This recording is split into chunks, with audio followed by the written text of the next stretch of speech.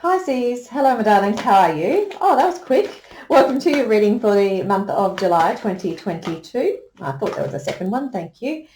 I'm pulling out a couple of oracle cards, so one from the Chakra Insight Oracle and then a Goddess Guidance Oracle card. The first card out you have is a visualization. The words on here are imagination, focus, experience and manifestation. So there is a little bit of glare on these cards, so the camera doesn't overly like it when I'm doing nighttime reads. And you also have personal boundaries, choice, assertiveness, empowerment, and authenticity. There's been a bit of a theme this month in terms of, well, actually for both, in terms of almost like a leveling up, ascension type energy in terms of spiritual growth. But really, really strongly is this idea of personal boundaries, standing in your truth. Definitely that strong solar plexus energy of knowing who you are and standing in your power. So it'll be interesting to see what other cards do come out for you. So those two are from the Chakra Insight Oracle. This card will be from the Goddess Guidance Oracle cards. Thank you, guides. And you have Freya. Okay, there we go. Bold. Unleash your adventurous side. Take risks and be daring. All right. Looks very, very similar to that personal boundaries card of, knowing who you are. Freya is a goddess who absolutely knows who she is. Extremely bold and powerful and strong. A bit of a kick-ass goddess there. So I'm also going to be looking for, there we go, a card from the traditional Rider-Waite tarot deck. And you have the Five of Swords. Okay. So interesting. At first glance, it looks like this Five of Swords or this standing in your power, being bold, may be related to some sort of potential conflict that might be in your environment this month.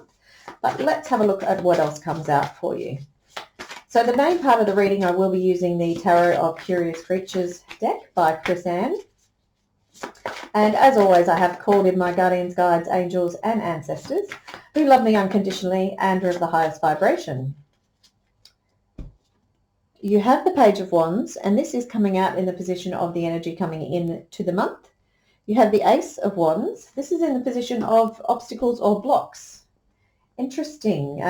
Scorpio also had an ace in that blocks position, so maybe I've got my positions wrong in the layout because both those aces are incredibly good.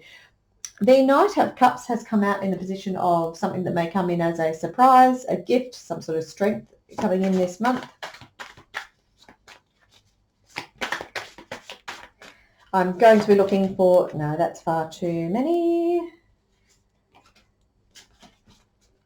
That is not a message, that's just fumbling hands, my apologies. Okay, so the next card I'm looking for in the bottom left-hand corner is going to represent your health for the month. We have the Ace of Cups. Oh, beautiful, Pisces, 2 aces. And then I'll be looking for relationships, 4 of Swords. Okay. And looking for career and finances next.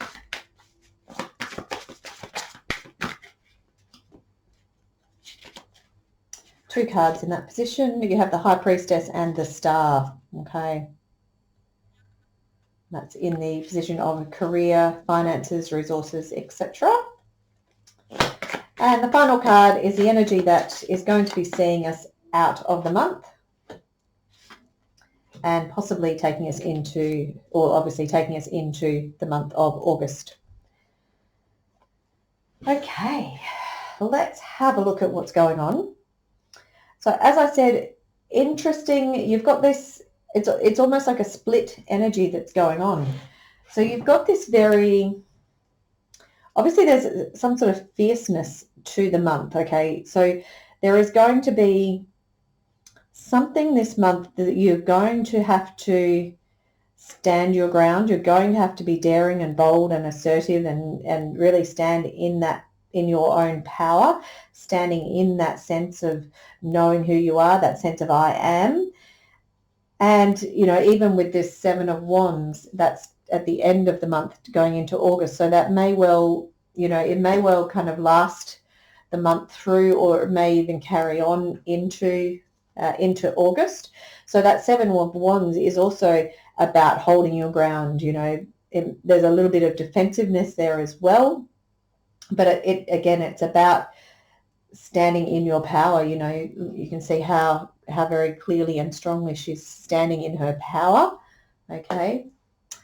So definitely there is this sense of having to stand your ground, having to be bold. And again, the Five of Swords, if it's a card you're not familiar with, it can be conflict, it can be a war. It does actually sometimes ask us, that this conflict or this war, whatever it is that's going on, it does ask us to examine at what cost. Okay, so that's an important thing to remember when we do get the Five of Swords come through. Is it something we actually do want to get involved in? Is it going to drain our energy if we have to stand up and fight?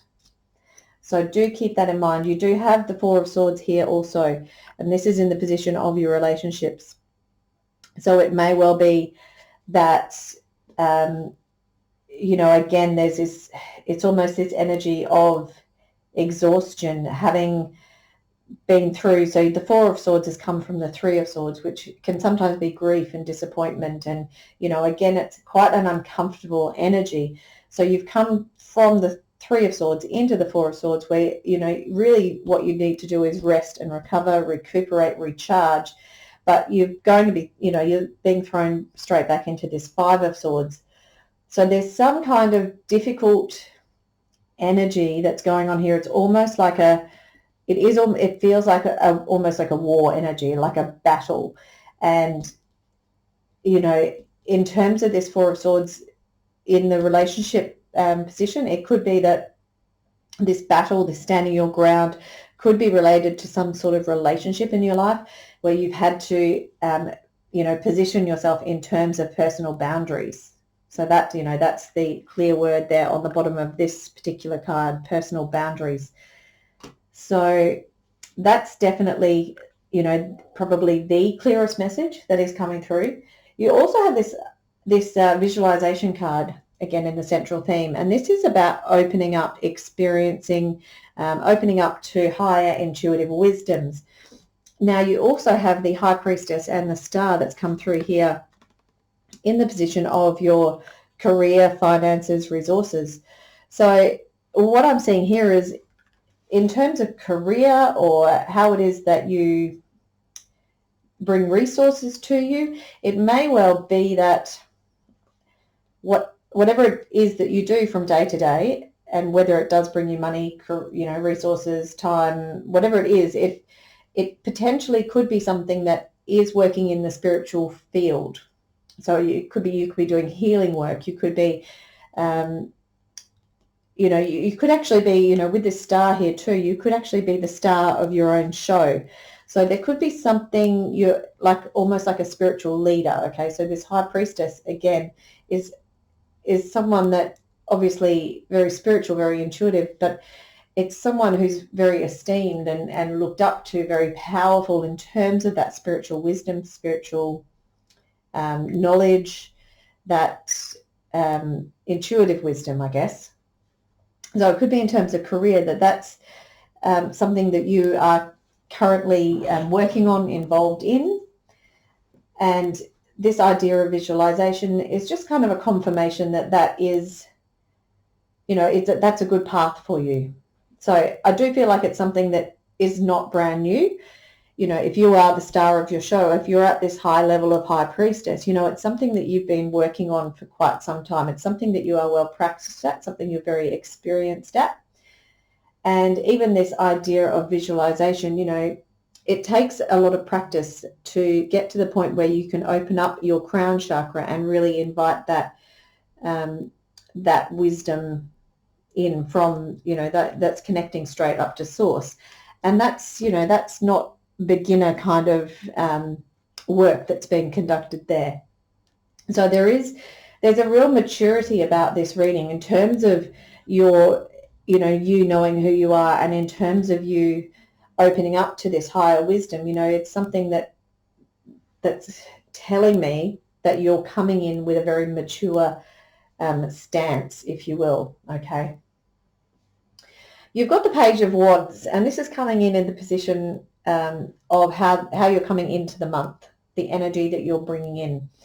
So you should, looking at that, you should be coming into the month and at the end of July feeling actually quite inspired, feeling excited, feeling like you've got all these new ideas and new things that you want to explore, new passions, new adventures.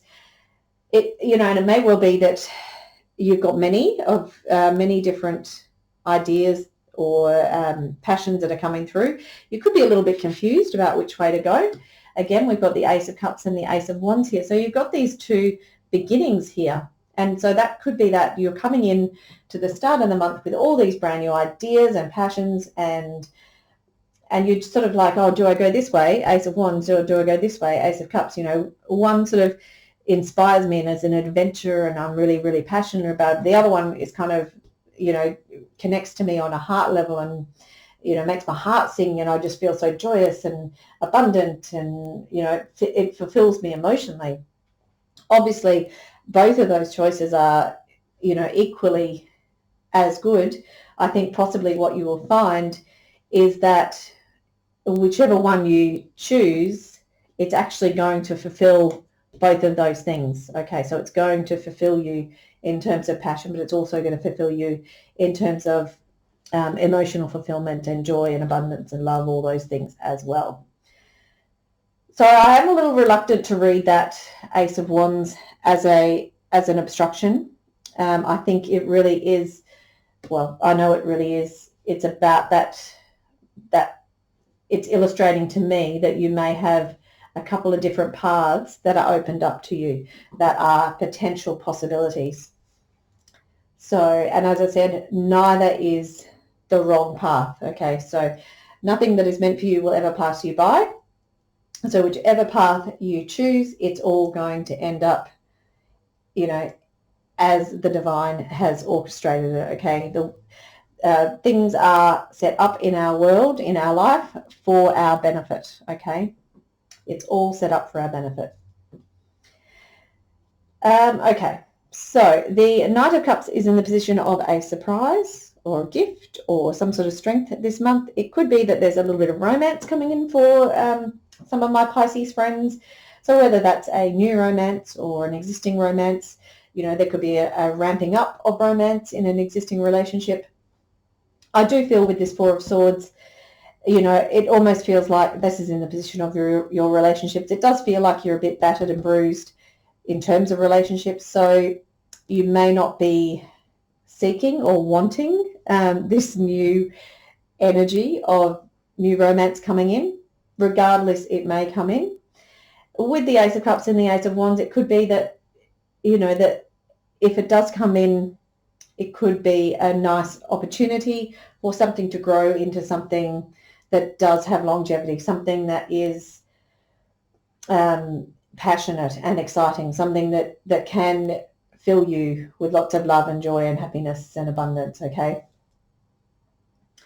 So the Ace of Cups, this is in the position of your health, okay? Again, I don't really feel like those two aces are really about their layout. I do feel like it's that energy of the Page of Wands coming in and these potential two paths that are open to you. But look, if we did want to read it in terms of your health, it is indicating that in terms of your health, it's a very positive card. Okay, so it does indicate that in terms of your health, and that is, you know, body, mind and soul, that you are feeling very abundant. You are feeling very emotionally fulfilled. You know, that's what the Ace of Cups is, that water running over the cup. It's an abundance of emotion. It's an abundance of joy and happiness and love. So you should be feeling, you know, if this card is in the right placement, you should be feeling all of those things in terms of your health on all levels, so body, mind and soul, okay? So the only other cards we haven't really touched on are the Seven of Wands and the Death card. So this is the energy that we are taking into August with us. So again, there is still this idea of the Seven of Wands, still having to hold your ground on something potentially. So, you know, if this is some sort of situation where you are having to defend yourself, if there's some sort of conflict, if you're having to set personal boundaries, it's likely not something that's going to be fleeting. It's likely something that's going to, you know, maybe have some lingering energy or maybe even continue on for some time. However, you do have the Death card in there as well. So it is indicating that there is some cycle that is coming to an end, and it does welcome or introduce a new opportunity after the Death card. So the Death card, you know, you can see here the Diamond. So I do feel like whatever it is that you are going through in terms of this conflict for the month is that you're going to come out this Diamond, okay? You may have been under a lot of pressure. There was a lot of darkness and struggle, but you're going to come out the Diamond because, you know, that's what happens when we're buried in the darkness under pressure for so long. We come out the Diamond. So I do feel like moving into August, you can go in sparkling, okay? All right, my darling Pisces. I'd better leave it there, but a really lovely reading. I do hope you've enjoyed it. If you have, please do like, share and subscribe, and I look forward to seeing you next month or for the weekly readings. All right, my friends. Bye-bye.